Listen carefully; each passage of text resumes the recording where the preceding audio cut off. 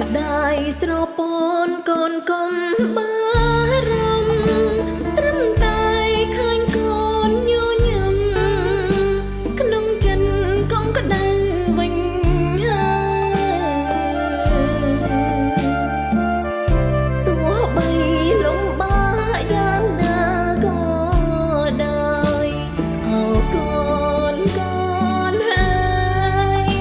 ក៏ម្ដាយទ្រង់សំរំ